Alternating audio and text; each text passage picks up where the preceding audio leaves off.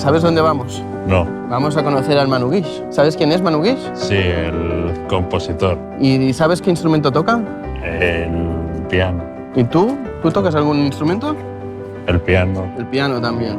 El Sebi és un noi de 18 anys, és un noi que té autisme, que li agrada molt la música i que té molta facilitat pels idiomes. Sebi, ¿has estado alguna vez en un estudio de grabación? No. Pues yo creo que va a ser muy interesante. ¿Vamos a verlo? Sí. Jo del dia d'avui espero aprendre a relacionar-me amb una persona amb autisme. Mira, pasad, adelante. Mira, este es el estudio. Bueno, Sí, ya lo veo. esto es la zona de recreo. No te creas, ¿eh? Aquí venimos a hacer música. El primer contacte ha estat càlid.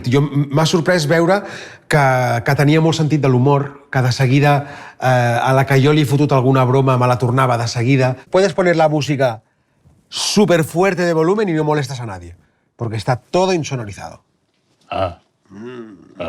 Amigo. A ver, Sebi, cuéntame.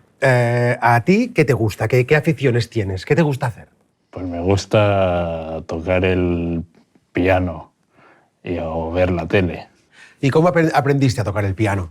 Pues desde que era muy pequeño. Empecé a ir a una escuela de música. También desde los 15 descubrí las músicas desde la tablet y tocaba y la captaba la música. Entonces escuchabas la música y tú después la tocabas. Sí. ¿Qué música escuchas? ¿Qué te gusta escuchar? El Enola Gay, el Muse, el AC/DC, ¿Te gusta el AC/DC? Sí. Uau! A mi també. M'ha agradat molt parlar amb ell de música i preguntar-li si no, de tu a tu, oye, però Sebis, ¿tú sabes tocar el piano o no? I m'ha dit que sí. I aleshores li he començat a preguntar, a ver, ¿qué tipo de música te gusta? Ostres, realment un gust molt eclèctic, no? Perquè m'ha parlat de Muse, d'Offenbach, d'ACDC. Vull dir que realment estic molt encuriosit i a veure si és veritat que sap tocar el piano.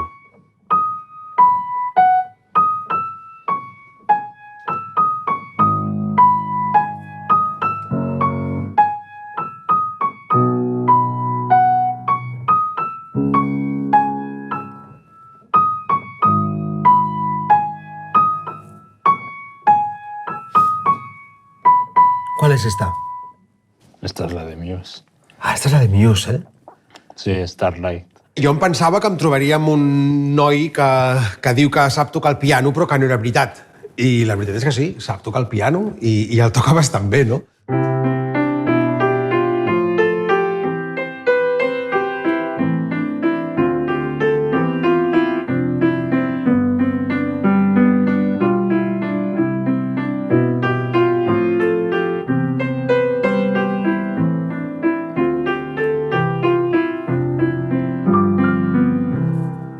Es bonito.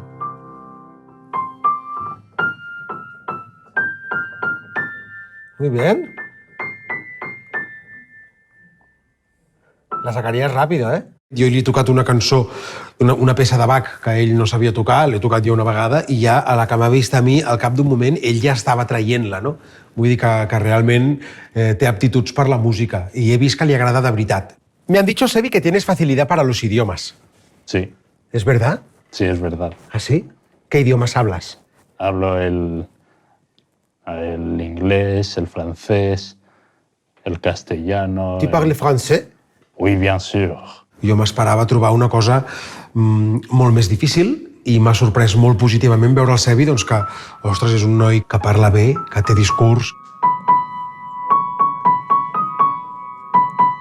A veure, Artur, explica'm una mica exactament què vol dir ser el referent d'una persona autista. Ser el referent seria com ser un traductor, com ser un pont, fer una mica de pont entre les persones amb autisme i el que és la societat. Llavors, el que hauríem d'anar fent també com a societat és intentar anar normalitzant aquests suports per a les persones que ho necessitin. I en quin moment de la vida de l'autista entra la figura del referent? La idea és que aquest referent no sigui un referent perpetu, sinó no sigui una necessitat que aquestes persones hagin de tenir sempre, sinó que aquesta referència es vagi retirant d'alguna manera perquè ells vagin guanyant autonomia. L'objectiu ha de ser sempre intentar dotar a la persona amb autisme del màxim d'autonomia possible. M'ha semblat molt interessant conèixer l'Artur perquè jo desconeixia que existia la figura d'un referent, no? Aquesta mena de guia per una persona amb autisme i amb gent més autònoma. Aleshores, què es tracta? Llavors estaríem parlant en diferents situacions, com per exemple pot ser el cas d'avui amb el Sebi, que ell ve en un lloc nou, amb persones noves, i tot això pot ser un estressor per ell, no? El bo seria preparar una miqueta, fer una miqueta d'anticipació perquè ell ja tingui aquesta seguretat i més tranquil·litat. Realment m'ha agradat veure com ell va més enllà, menys enllà, es fica més en uns terrenys o es fica menys en uns d'altres. Vinga.